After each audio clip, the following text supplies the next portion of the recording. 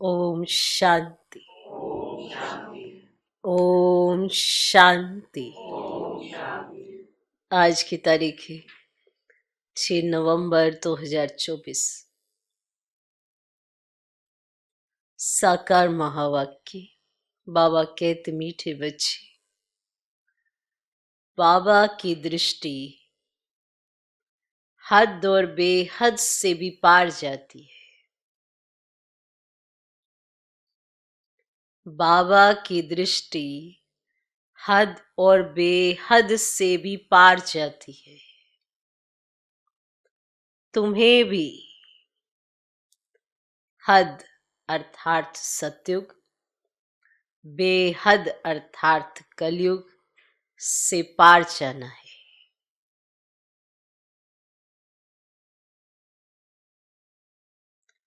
तुम्हें भी हद अर्थात सतयुग, बेहद अर्थात कलयुग से पार जाना है। तो यहाँ हद और बेहद का अर्थ है लिमिटेशन, माना हद जहाँ पे कम संख्या है आत्माओं की, यहाँ बेहद जहाँ पे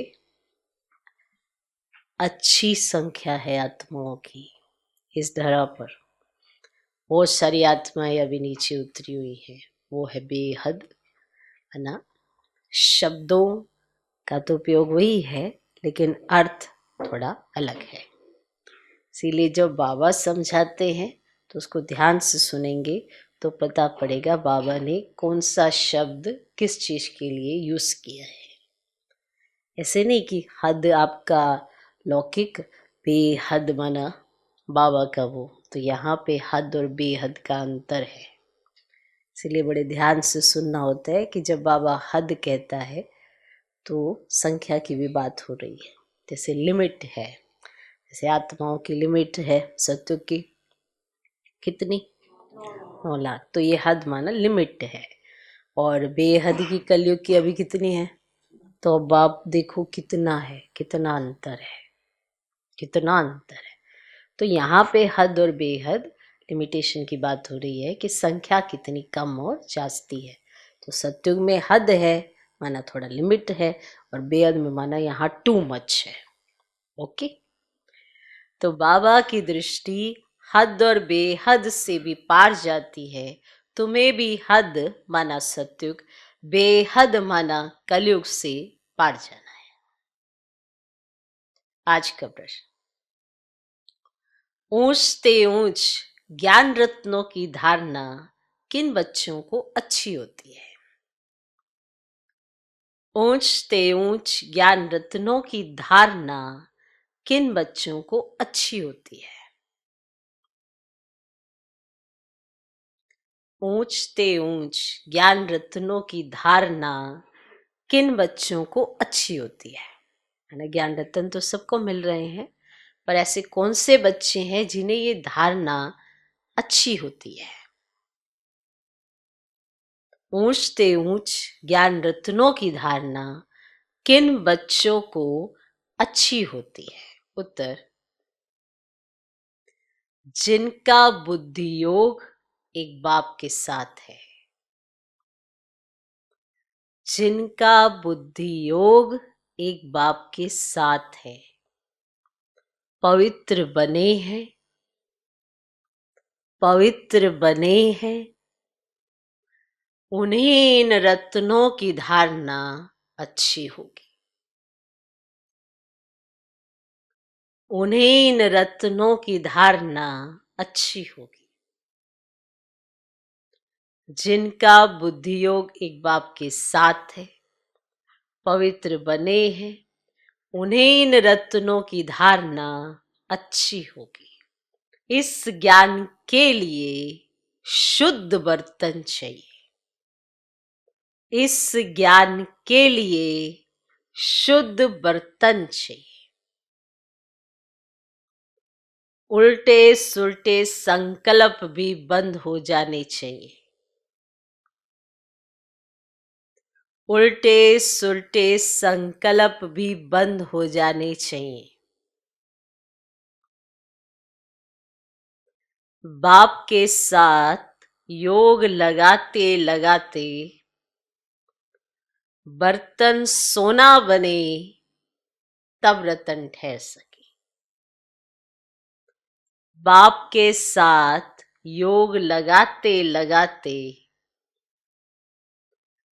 बर्तन सोना बने तब रतन ठहर सके।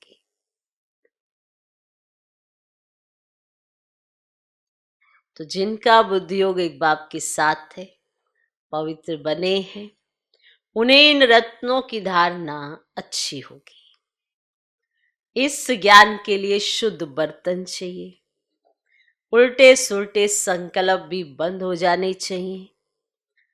बाप के साथ योग लगाते लगाते बर्तन सोना बने तब रतन ठहर सके।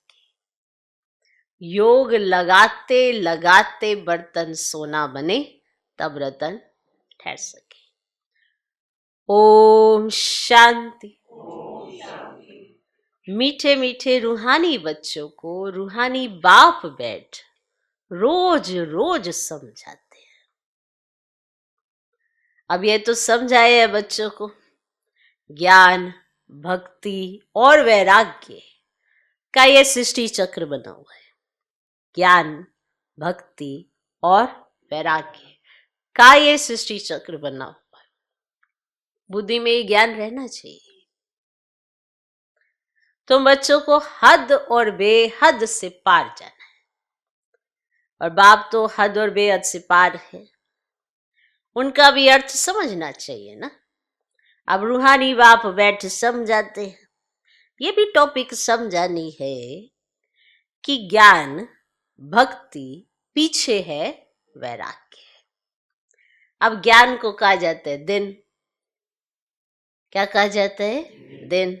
जबकि नई दुनिया है, अब उसमें ये भक्ति अज्ञान है ही नहीं, वह है हद की दुनिया, क्योंकि वहां बहुत थोड़े होते हैं।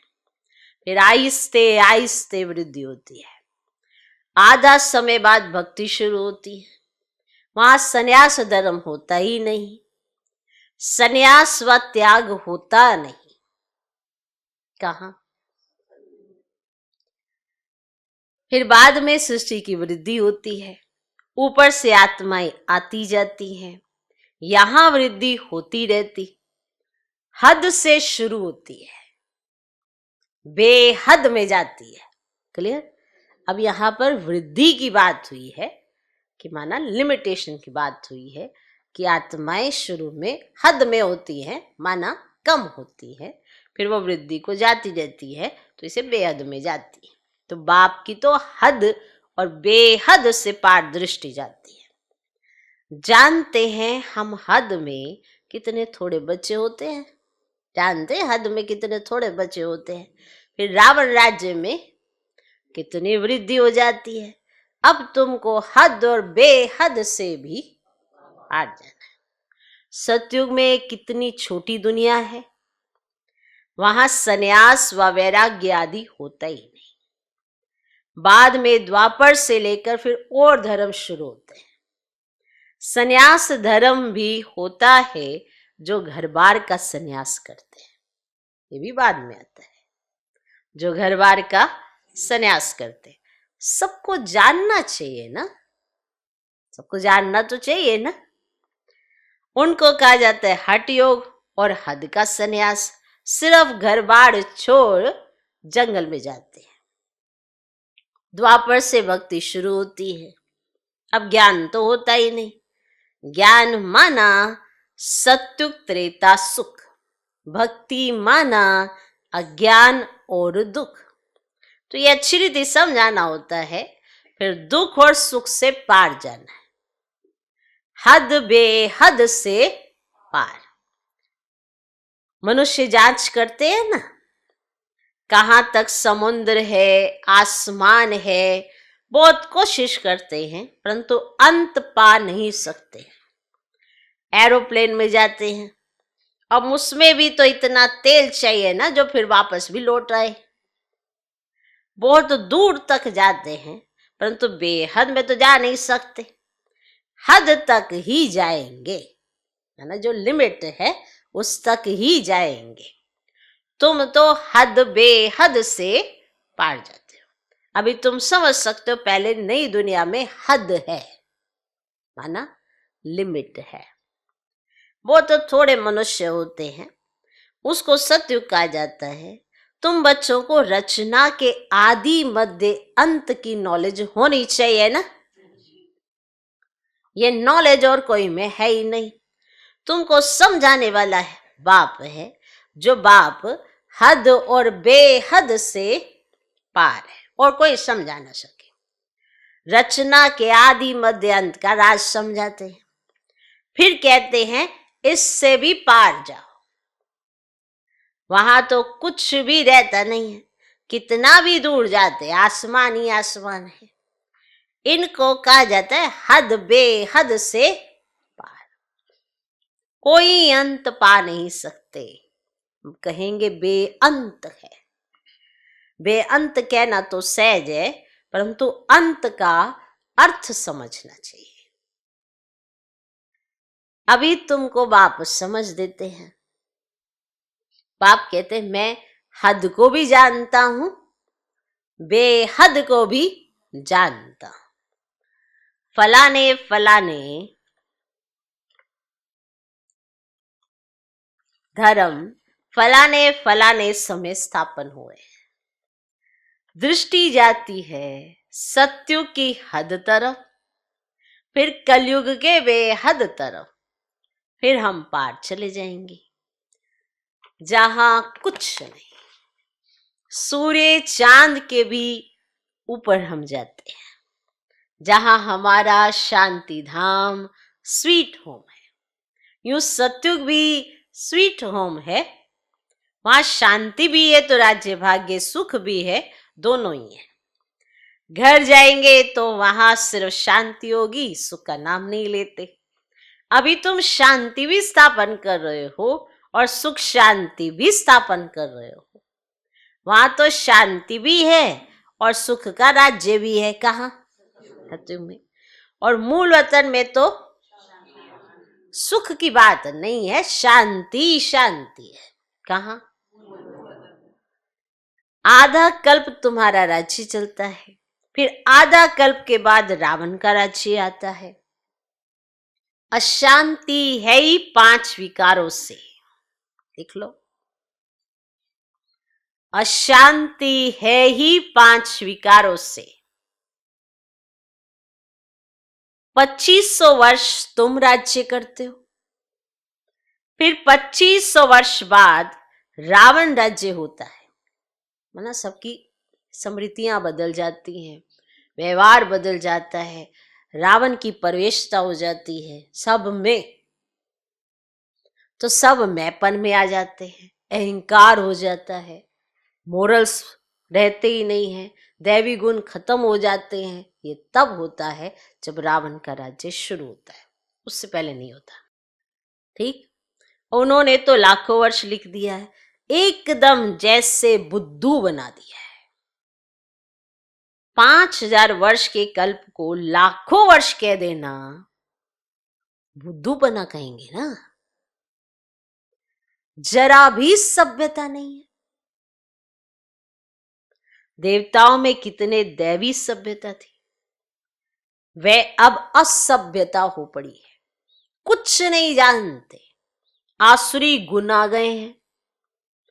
आगे तुम भी कुछ नहीं जानते थे, काम कटारी चलाए, आदि मध्य अंत दुखी बना देते हैं। इसीलिए उनको कहा जाता है रावण संप्रदाय।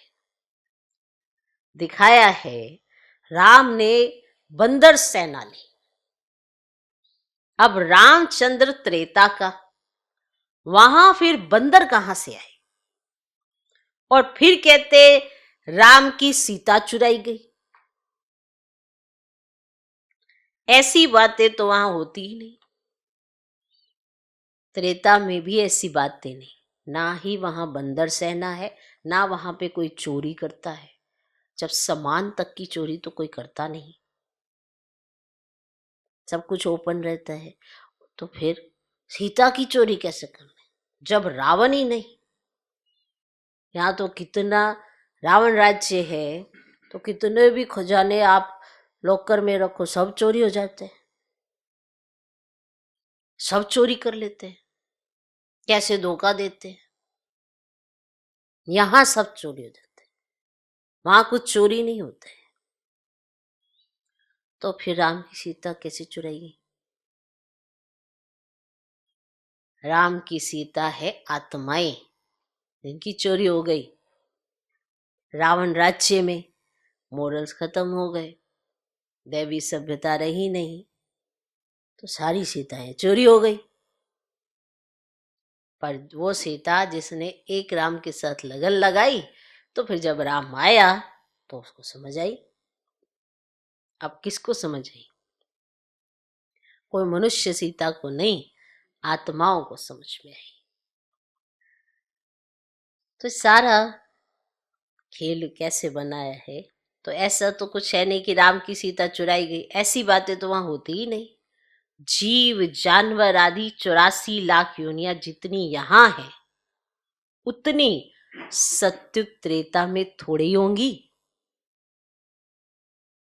जितनी यहां है 84 लाख योनियां, मनुष्य की नहीं, जीव जंतु सब चीजें मिला के, उतनी वहां थोड़ी होंगी। ये सारा बेहद का ड्रामा बाप बैठ समझाते हैं। बच्चों को बहुत दूरदर्शी बनना है। आगे तुमको कुछ भी पता नहीं था, मनुष्य होकर और नाटक को नहीं जानते। अभी तुम समझते हो सबसे बड़ा कौन है? ऊंचते ऊंच भगवान। श्लोक भी गाते हैं, ऊंचा तेरा नाम, ऊंचा तेरा काम। अब तुम्हारे सिवाय और कोई की बुद्धि में ही नहीं है, तुम्हारे में भी नंबरवार है, तुम्हारे में भी नंबरवार है। बाप हद और बेहद का दोनों राज समझते हैं। उनसे पार कुछ भी है नहीं। वह है तुम्हारे रहने का स्थान, जिसको ब्रह्मांड भी कहते हैं। जैसे यहां तुम आकाश तत्व में बैठे हो, इनमें कुछ देखने में आता है क्या? आपको दिख रहा है ऐसे पृथ्वी चक्कर लगा रही, कुछ दिखाई दे रहा है? कुछ देखने में आता है क्या? रेडियो में कहते हैं आकाशवाणी। अब ये आकाश तो बेअंत है, अंत पा नहीं सकते, तो आकाशवाणी कहने से मनुष्य क्या समझेंगे? ये जो मुख है, ये है पोलार। मुख से वाणी निकलती है, माना आवाज निकलती है। अब ये तो कॉमन बात है, मुख से आवाज निकलना, जिसको आकाशवाणी कहा जाता है। तो आकाशवाणी हुई तो कहां से? मुख से। बाप को भी आकाश द्वारा वाणी चलानी पड़ी, चलानी पड़े ना। ओके, माना मुख से ज्ञान सुनाना है, मुख से बात बतानी है, तो चलानी पड़े। तुम बच्चों को अपना भी राज सारा बताया है, तुमको निश्चय होता है बहुत सहज। जैसे हम आत्मा है, वैसे बाप भी परमात्मा है, ऊंचते ऊंच आत्मा है ना। सुना? सबको अपना अपना पार्ट मिला हुआ है। सबसे ऊंचते ऊंच भगवान, फिर प्रवृत्ति मार्ग का युगल मेरु। फिर नंबरवार माला देखो कितनी थोड़ी है, फिर सृष्टि बढ़ते बढ़ते कितनी बड़ी हो जाती है। कितने करोड़ दानों अर्थात आत्माओं की माला है। यह है सब पढ़ाई। बाप जो समझाते हैं उनको अच्छी रीति बुद्धि में धारण करो। झाड़ की डिटेल तो तुम सुनते रहते हो, बीज ऊपर में है, ये वैरायटी झाड़ है, इनकी आयु कितनी है, झाड़ वृद्धि को पाता रहता है, तो सारा दिन बुद्धि में यही रहे। इस सृष्टि रूपी कल्प वृक्ष की आयु बिल्कुल एक्यूरेट है। 5000 वर्ष से 1 सेकंड का भी फर्क नहीं हो सकता। तुम बच्चों की बुद्धि में अब कितनी नॉलेज है, जो अच्छे मजबूत है।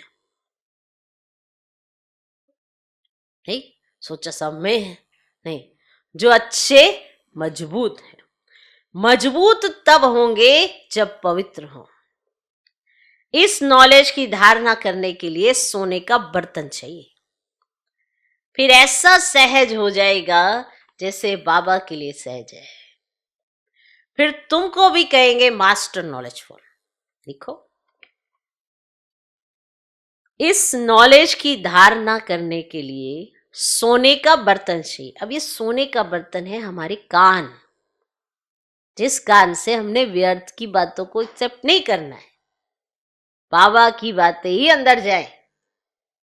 ये बनता है सोने का बर्तन, शुद्ध, पवित्र। फिर ऐसा सहज हो जाएगा जैसे बाबा के लिए सहज है। फिर तुमको भी कहेंगे क्या? Master knowledgeful. फिर नंबरवार पुरुषार्थ अनुसार माला का दाना बन जाएंगे। ऐसी ऐसी बातें बाबा बिगर कोई समझा ना सके। ये आत्मा भी समझा रही है, बाप भी इस तन द्वारा ही समझाते हैं, ना कि देवताओं के शरीर से। बाप एक ही बार आकर गुरु बनते हैं, फिर भी बाप को ही पाठ बजाना है। 5000 वर्ष के बाद आकर पाठ बजाएंगे। बाप समझाते हैं, ऊंचते ऊंच मैं हूं। फिर है मेरू, जो आदि में महाराजा महारानी हैं, वे फिर जाकर अंत में आदि देव आदि देवी बनेंगे। ये सारा ज्ञान तुम्हारी बुद्धि में है। तुम कहां भी समझाओ तो वंडर खाएंगे। ये तो ठीक बताते हैं। मनुष्य सृष्टि का बीज रूप ही नॉलेजफुल है, उनके बिगर और कोई नॉलेज दे नहीं सकते। यह सब बातें धारण करनी है, परंतु बच्चों को धारणा होती नहीं है वो सिंपल, कोई मुश्किलात नहीं है। एक तो याद की यात्रा चाहिए इसमें, जो फिर पवित्र बर्तन में रतन ठहरे। ये ऊंचते ऊंच रतन है। बाबा तो जौहरी था, बहुत अच्छा हीरा मानिक आदि आता था, तो चांदी की डिब्बे में कपूर शादी में अच्छी रीति रखते थे। कुछ समझ में आया? अच्छी रीति रखना अच्छी चीजों को, तो उसकी वैल्यू बढ़ जाती है। तो बाबा बहुत अच्छा हीरा मानिक आदि आता था ना, तो चांदी की डिब्बी में कपूस माना रुई रखकर बहुत अच्छी रीति रखते थे। जो कोई भी देख तो कहेंगे ये तो बड़ी फर्स्ट क्लास चीज है ना, देखने से ही आकर्षण होगी, रखा ही ऐसे है, ये तो बड़ी फर्स्ट क्लास चीज है, ये भी ऐसे है। तो ये जो रतन है वो कौन सी बुद्धि में टिकेंगे? अब इस सोने का मतलब ये है कि उसकी बुद्धि में कचरा नहीं होना चाहिए, व्यर्थ नहीं होना चाहिए, वहां ये रतन टिकते हैं, वहां ज्ञान जीवन में उतरता है। ऐसे तो सुनने सुनाने वाला बहुत है सब कुछ, समझा? तो फर्स्ट क्लास चीज को अच्छी रीति से रखा जाता है। अच्छी चीज अच्छे बर्तन में शोभती है। तुम्हारे कान सुनते हैं, उनमें धारणा होती है, तो ये क्या है? कान क्या है? ये बर्तन है। क्या रख रहे हो इसके अंदर? क्या जाएगा? कौन सा माल इसके अंदर रखा जाएगा? अब बहुत अच्छी एक बहुत सुंदर सी प्लेट हो तो आप कहेंगे ना इसे फंक्शन में निकालेंगे, ऐसे नहीं, ऐसे नहीं, साधारण रीति से। क्यों? शोभावान माना अच्छी रीति से। तो ये कान क्या है हमारे? बाबा का ज्ञान सुनने के लिए बने हैं ना, या व्यर्थ बातें सुनने के लिए बने? झूठ कपट ये वाली बातें सुनने के लिए बने हैं, जिसका कोई बेस ही नहीं, वो बातें। जैसे ही कोई हिंट मिले, अरे ये तो खराब बातें सुनाने वाले हैं, तो आप क्या सुन लेंगे? तुरंत उसको मना कर देंगे। ये नहीं कि 1 बार 2 बार 3 बार 4 बार सुनते सुनते सुनते आपको लगे वो ठीक हो जाएगा, उसको पता चलेगा तुम खराब हो चुके हो। तो ये कान है ना हमारे, ये बाबा का ज्ञान सुनने के लिए, ये फालतू की व्यर्थ की बातें सुनने के लिए नहीं बना। ओके, तो अच्छी रीति तुम्हारे कान सुनते, उनमें धारणा होती है। पवित्र होगा, बुद्धि योग बाप से होगा तो धारणा अच्छी होगी। धारणाओं से ही पता पड़ता है कि कौन क्या है। मान लो कोई बहुत झगड़ा ही करता रहता हो, हर बात में बिगड़ता रहता हो, तो आपको पता तो पड़ जाता है कि इसकी धारणाओं में कुछ गड़बड़ है। तो पवित्र होगा, बुद्धि योग बाप से होगा तो धारणा अच्छी होगी, नहीं तो सब निकल जाएगा। आत्मा भी है कितनी छोटी, उनमें कितना ज्ञान भरा हुआ है, कितना अच्छा शुद्ध बर्तन चाहिए। कोई संकल्प भी ना उठे, उल्टे सुलटे संकल्प सब बंद हो जाने चाहिए। सब तरफ से बुद्धि योग हटाना है। मेरे साथ योग लगाते लगाते बर्तन सोना बना दो, जो रतन ठहर सके। फिर दूसरों को दान करते रहेंगे। और भारत को महादानी माना जाता है ना, वे धन दान तो बहुत करते हैं, परंतु यह है अविनाशी ज्ञान रत्नों का दान। देह सहित जो कुछ है ना, वह सब छोड़ कर एक के साथ बुद्धि का योग रहे। हम तो बाप के हैं, इसमें ही मेहनत लगती है। ऐसे तो सभी कहते हैं हम तो बाबा के हैं, बाबा हमारा है, पर इसमें ही मेहनत लगती है। एम ऑब्जेक्ट तो बाप बता देते हैं, पुरुषार्थ करना बच्चों का काम है। अभी इतना उच्च पद पा सकेंगे, कोई भी उल्टा सुल्टा संकल्प व विकल्प ना आए। बाप ही नॉलेज का सागर, हद बेहद से पार है, सब बैठ समझाते हैं। तुम समझते हो बाबा हमको देखते हैं, परंतु हम तो हद बेहद से पार ऊपर चला जाता हूं। मैं रहने वाला भी वहां का हूं, तुम भी हद बेहद से पार चले जाओ। संकल्प विकल्प कुछ भी ना आए, इसमें मेहनत चाहिए। ग्रस्त व्यवहार में रहते कमल फूल समान बनना है, हथ काढ़े तिलियाढ़े। गृहस्थी तो बहुत है, गृहस्थी जितना उठाते हैं उतना घर में रहने वाले बच्चे नहीं। सेंटर चलाने वाले, मुरली चलाने वाले भी नापास हो जाते हैं, और पढ़ने वाले ऊंच चले जाते हैं। आगे तुमको सब मालूम पड़ता जाएगा। बाबा बिल्कुल ठीक बताते हैं। हमको जो पढ़ाते थे उनको माया खा गई। हमको जो पढ़ाते थे ना, उनको माया खा गई। महारथी को माया एकदम हप कर गई, है नहीं। मायावी ट्रेटर बन जाते हैं। विलायत में भी ट्रेटर बन पड़ते हैं ना, कहां कहां जाकर शरण लेते हैं। जो पावरफुल होते हैं वे उस तरफ चले जाते हैं। विलायत में भी होता है, जहां पे ज्यादा ताकतवर दिखाई देते तो उस तरफ चले जाते हैं। इस समय तो मौत सामने है ना, तो बहुत ताकत वाले पास जाएंगे। अभी तुम समझते हो बाप ही पावरफुल है, और बाप है सर्वशक्तिमान। हमको सिखलाते सिखलाते सारे विश्व का मालिक बना देते हैं। वहां सब कुछ मिल जाता है, कोई अप्राप्त वस्तु ही नहीं जिसकी प्राप्ति के लिए हम पुरुषार्थ करें। वहां ऐसी कोई चीज होती नहीं जो तुम्हारे पास ना हो। सो भी नंबरवार पुरुषार्थ अनुसार पद पाते हैं। तो फिर साथ ही बाबा सबका भ्रम दूर कर देते हैं। सो भी नंबरवार पुरुषार्थ अनुसार पद पाते हैं। बाप बिगर ऐसी बात है कोई नहीं जानते, सब है पुजारी। भले बड़े बड़े शंकराचार्य आदि हैं, बाबा उन्हों की महिमा भी सुनाते हैं। पहले पवित्रता की ताकत से भारत को बहुत अच्छा थमाने निमित्त बनते हैं। सो भी जब सतो प्रधान होते हैं, अभी तो तमो प्रधान है, उनमें क्या ताकत रखी है। अभी तुम जो पुजारी थे सो फिर पूज्य बनने का पुरुषार्थ कर रहे हो। अभी तुम्हारी बुद्धि में सारा ज्ञान है, बुद्धि में धार ना रहे और तुम समझाते रहो। बाप को भी याद करो तो बाप ही सारे झाड़ का राज समझाते हैं। बच्चों को मीठा भी ऐसे बनने का है। युद्ध है ना, माया के तूफान भी बहुत आते हैं, सब सहन करना पड़ता है। बाप की याद में रहने से तूफान सब चले जाएंगे। अब हातम ताई का खेल दिखाते हैं ना, बताते हैं ना कि मुलरा डालते थे, माया चली जाती थी।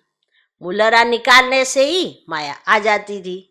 छुई मुई होती है ना, हाथ लगाओ तो मुरझा जाते हैं। माया बड़ी तीखी है, इतना ऊंच पढ़ाई पढ़ते पढ़ते बैठे बैठे गिरा देती है। इसलिए बाप समझाते रहते अपने को, आत्मा भाई भाई समझो तो फिर हद और बेहद से पार चले जाएंगे। शरीर ही नहीं तो फिर दृष्टि कहाँ जाएगी। इतनी मेहनत करनी है, सुनकर फा नहीं हो जाना है। मेहनत करनी है अपने साथ। कैसा सुना है सब माया ऐसा तंग करते, फिर सुना और सुन के फा नहीं हो जाना है। कोई भी डायरेक्शन मिले देह अभिमान में आकर फा नहीं हो जाना है। कल्प कल्प तुम्हारा पुरुषार्थ करता है, चलता है ना, और तुम अपना भाग्य पाते हो। तो बाप कहते हैं पड़ा हुआ सब भूलो। जो भी तुमने पढ़ा हुआ है ना, जो मनुष्यों ने लिखा है, कहानियां बैठ बनाई हैं, वो सब भूलो। बाकी जो कुछ कभी नहीं पढ़े हो वह सुनो और याद करो। अब उनको कहा जाता है भक्ति मार्ग। तुम राज ऋषि हो ना, हो ना, जटाएं खुली हो और मुरली चलाओ। साधु संत आदि जो सुनाते हैं वे सब है मनुष्यों की मुरली, और यह है बेअद के बाप की मुरली। सत्युग त्रेता में तो ज्ञान के मुरली की दरकार ही नहीं है। माना ज्ञान की ना भक्ति की दरकार है। ये ज्ञान तुमको मिलता है इस संगम युग पर, और बाप ही देने वाला है। अच्छा, मीठे मीठे सिकिल दे बच्चों प्रति माता पिता बाप दादा का याद प्यार और गुड मॉर्निंग। रूहानी बाप की रूहानी बच्चों को नमस्ते। हम रूहानी बच्चों की भी रूहानी बाप को नमस्ते नमस्ते नमस्ते। Good morning good morning good morning. धारणा के लिए मुख्य सर पहला पॉइंट, बुद्धि में ज्ञान रत्नों को धारण कर दान कर। बुद्धि में ज्ञान रत्नों को धारण कर दान करना। देखो जितनी धारणा होगी ना उतना ज्ञान सुनाना सहज होगा। वह धारणा नहीं होगी और बाबा का कोई लाडला बच्चा आ गया तो फिर मेहनत बाबा को करनी पड़ेगी, आपको फल नहीं मिलेगा। तो अगर आपको फल चाहिए तो ज्ञान की धारणा करें और फिर दान करें। हद बेहद से पार, ऐसी स्थिति में रहना है। हद बेहद से पार, ऐसी स्थिति में रहना है जो कभी भी उल्टा सुल्टा संकल्प व विकल्प ना आए। हद बेहद से पार, ऐसी स्थिति में रहना है जो कभी भी उल्टा सुल्टा संकल्प व विकल्प ना आए। हम आत्मा भाई भाई हैं, यही स्मृति रहे। हम आत्मा भाई भाई हैं, यही स्मृति रहे। दूसरा पॉइंट, माया के तूफानों से बचने के लिए, माया के तूफानों से बचने के लिए मुख में बाप की याद का मुलरा डाल लेना है। माया के तूफानों से बचने के लिए मुख में बाप की याद का मुलरा डाल लेना है। सब कुछ सहन करना है, सब कुछ सहन करना है। छुई मुई नहीं बनना है, छुई मुई नहीं बनना है। माया से हार नहीं खानी है, माया से हार नहीं खानी है। माया के तूफानों से बचने के लिए मुख में बाप की याद का मुलरा डाल लेना है, सब कुछ सहन करना है, छुई मुई नहीं बनना है, माया से हार नहीं खानी है। आज का वरदान, सदा एक के स्नेह में समाये हुए, सदा एक के स्नेह में समाये हुए, एक बाप को सहारा बनाने वाले, एक बाप को सहारा बनाने वाले, सर्व आकर्षण मुक्त भव। सदा एक के स्नेह में समाये हुए, एक बाप को सहारा बनाने वाले, सर्व आकर्षण मुक्त भव। जो बच्चे एक बाप के स्नेह में समाये हुए हैं, वे सर्व प्राप्तियों में संपन्न और संतुष्ट रहते हैं। जो बच्चे एक बाप के स्नेह में समाये हुए हैं, वे सर्व प्राप्तियों में संपन्न और संतुष्ट रहते हैं। उन्हें किसी भी प्रकार का सहारा आकर्षित नहीं कर सकता। उन्हें सहज ही एक बाप दूसरा ना कोई ये अनुभूति होती है। उन्हें सहज ही एक बाप दूसरा ना कोई ये अनुभूति होती है। उनका एक बाप ही संसार है। एक बाप द्वारा ही सर्व संबंधों के रस का अनुभव होता है। उनके लिए सर्व प्राप्तियों का आधार एक बाप है, ना कि वैभव व साधन। इसलिए वे सहज आकर्षण मुक्त हो जाते हैं। सर्व प्राप्तियां मिलने का आधार उनके लिए बाबा है, ना कि कोई वैभव है, ना ही कोई साधन है। इसीलिए वह सहज ही आकर्षण मुक्त हो जाते हैं। ये जो आकर्षण है ना चीजों के प्रति, साधनों के प्रति, तो इस आकर्षण के कारण भी हम फंसे ही रहते हैं। और फंसे होने के कारण बाबा नहीं दिखता है।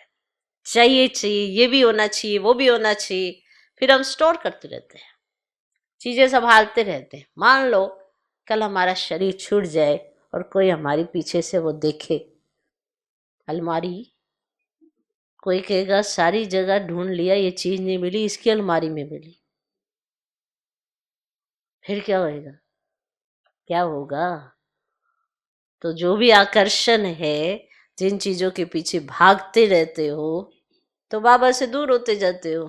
चाहे वो कोई वैभव हो, कोई साधन हो, कुछ भी हो, बाबा से दूर कर देता है। लालच बढ़ती जाती है, ये चीज होनी चाहिए, वो चीज होनी चाहिए, और जो मिल रहा होता है उसकी वैल्यू नहीं होती है। कंपेयर करते रहते हैं। लेकिन जिनके लिए बाबा ही संसार है ना, उनका ध्यान कभी नहीं जाता। इसलिए ना तो वैभव की तरफ जाता है, ना साधन की, वे सर्व आकर्षण मुक्त हो जाते हैं। आज का स्लोगन, प्रकृति को पावन बनाना है। बनाना है। आप चाहते हैं कि आपके द्वारा प्रकृति पावन बने। प्रकृति को पावन बनाना है तो संपूर्ण लगाव मुक्त बनो। तो संपूर्ण लगाव मुक्त बनो। प्रकृति को पावन बनाना है तो संपूर्ण लगाव मुक्त बनो।